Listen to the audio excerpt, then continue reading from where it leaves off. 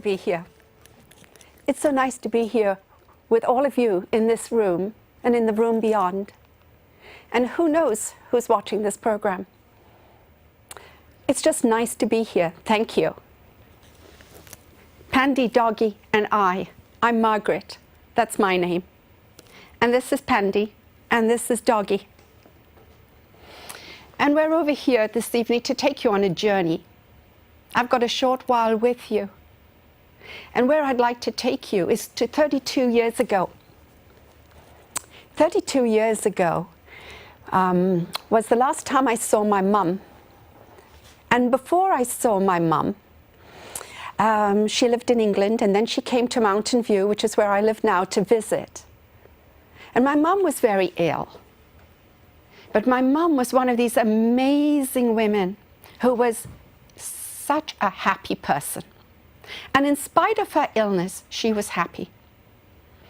And it used to irritate me a little bit. I would say to her, I'd say, Mum, how come you're so happy?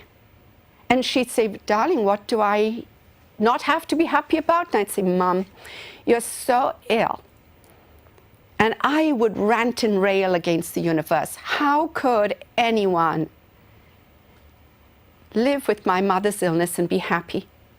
And my mum would say to me, darling, I have so much to be happy and grateful about. And I would shake my head and shrug my shoulders and roll my eyes and go, oh, Mum. Fast forward, over the years, I had 2 children. I lived over here, I made friends, I did this, I did that. I often thought of my mom's words. I wouldn't say that I was a particularly happy person. I was grateful for my life, I had lots of friends. But happiness, and if you haven't already guessed it, happiness is what I'm going to talk about. Happiness, I found, was a little bit elusive. Happiness was this thing that happened on my birthday, or at Christmas when we were all together, or when work went well, or when I was feeling particularly good. That was happiness, and everything else wasn't. It was something else. It was either feeling angry, or being sick, or being bored, but it wasn't happy. Happy was relegated to a certain box, and I lived from that certain containment. Until one day, I didn't. Until one day, I realized that happiness was much larger, that I could create happiness and I could step out of this little small box that I was in, with happiness here and everything else out there that I was anxious about or nervous about.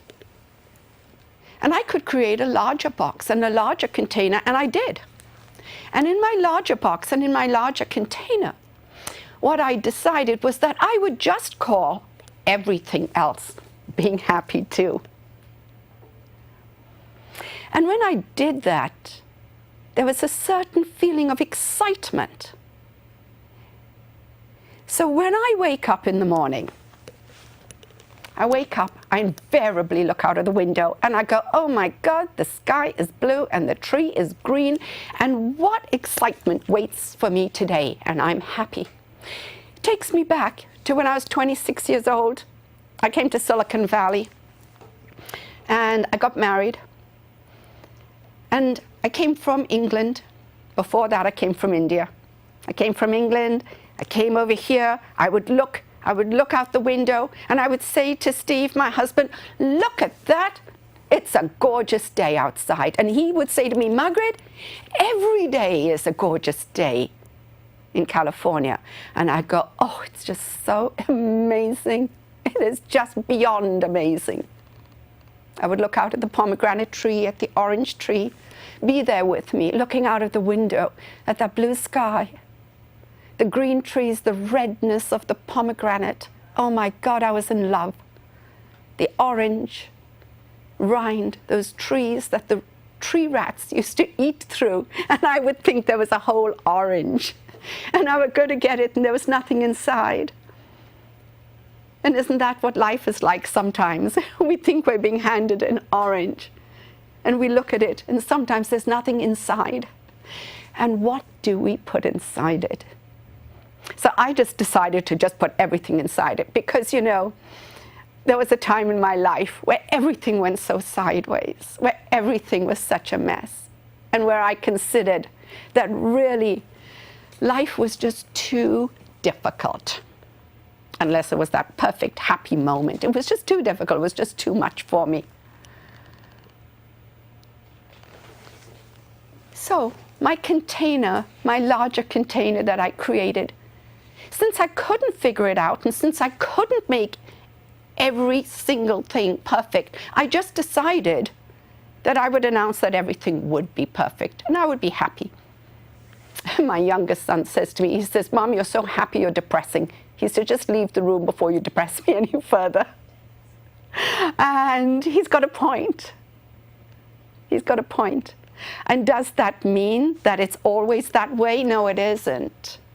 I understand about sorrow. I understand about illness. My oldest son collapsed last year, unexpectedly. He was bedridden for months. He couldn't talk for a while. I had to hand feed him. He came down with an autoimmune disease. It was devastatingly terrible. And I could feel that feeling again that I had all those years ago, like, dear God, why me? So much for my happy spot. And one day I said to him as he lay over there unable to move, he never complained. My oldest son's name is Richard. My youngest son is Colin. I said, "Sweetheart, how can you never complain? If I was you, I would complain all the time." And he said, "Well, Mom, I have so much to be grateful for." And I said, "And what exactly is that?" And he said, "I can talk, Mom." He said, "Remember when I couldn't talk?" He said, "There's so much." And I immediately flashed back to my mother. And I was ashamed that for everything I've been given, that I could even doubt happiness. And I said, "Oh my God, you are such a lesson to me." And I realized that all around me was every single thing I needed at any given moment. And I learned that the only thing stopping me from having anything and everything I wanted was what was separating me from you, from all of you. It's what I thought. And so I went on a journey, I went on an adventure. And my adventure was to disappear anything that stood between me and you.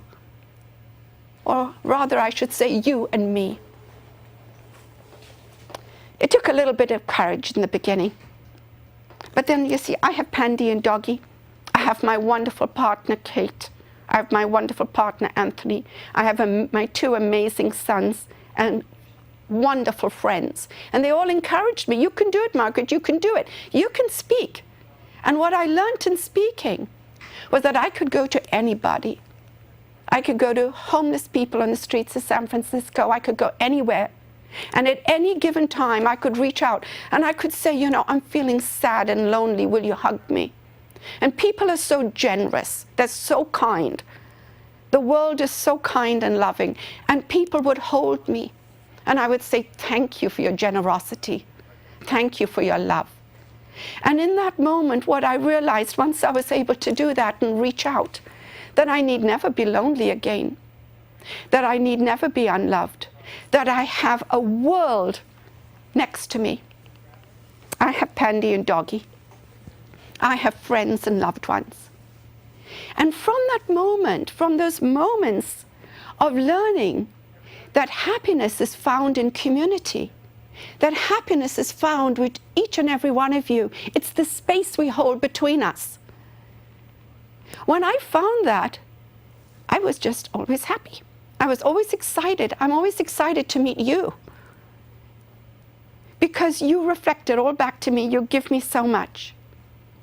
And sometimes when I'm with Pandy and Doggy, sometimes I can say, "Well, Doggy, oh my goodness, am I ever going to get my living room back? Or is my son, who can't do the stairs properly and still can't drive, just always going to be there?" And he goes, "Margaret, you worry too much."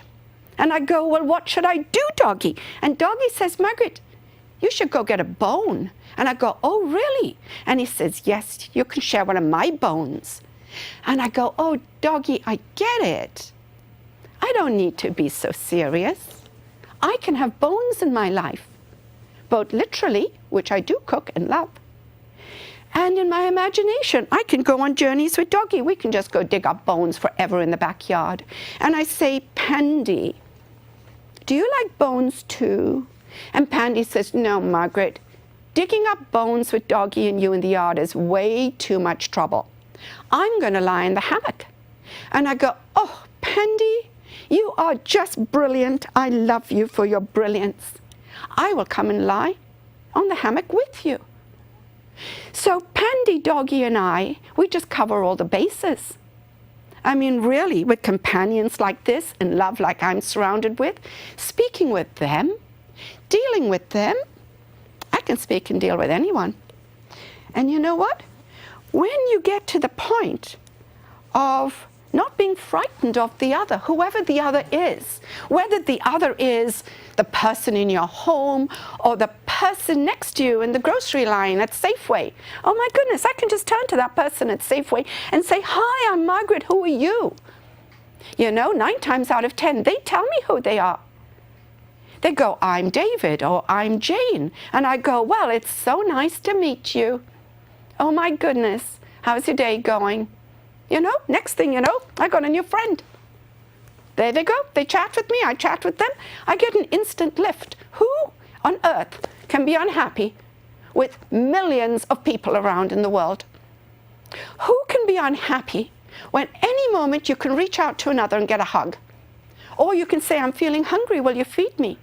Oh, I'm a little bit sad. Will you hug me? I'm a little bit bored. Shall we go for a walk together? Do you want to come with me? We can just go down the road and back. Now, some people look at me a bit weird. Some people will say, well, actually, no. And I'll go, well, thank you for considering it. Other people just take one look at me and walk on. You know, I figure I understand them. They're just too busy to stop and chat with me. It's good. I'm glad they've got other things to do and better things to do. It's just fine. I go find somebody else. You know, it's okay. I was walking down a street in San Francisco. Last summer, I met this amazing man. So I was walking down the street. I was feeling a little bit lonely, a little bit sad. That happens sometimes. It's another face of happiness. It's like love has many faces, so does happiness. So I was walking down the street, and this big guy with this big pack and this big whatever was walking towards me. And I looked at him. There wasn't anybody else for me to talk with. So really, what choice did I have? I talked with him. I said, can I have a cuddle? And he said, sure. And I said, what's your name? I'm Margaret. He said, my name is Angel. And I thought, my God, a gift from God. There are angels in this world, and they're walking the streets of San Francisco, and they're walking the streets of Mountain View. And they're in this room at the moment.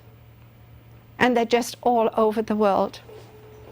So I know that I'm running out of time to talk with you. I'm very grateful to have talked to you about happiness. I love you. I love you all, and I love Pandy, and I love Doggy. I love my partner Kate, my partner Anthony, and I love my 2 sons, and I just love everyone. And thank you so much for letting me have the opportunity to come and talk with you. Thank you, and goodbye. From Pandy, Doggy, and Margaret.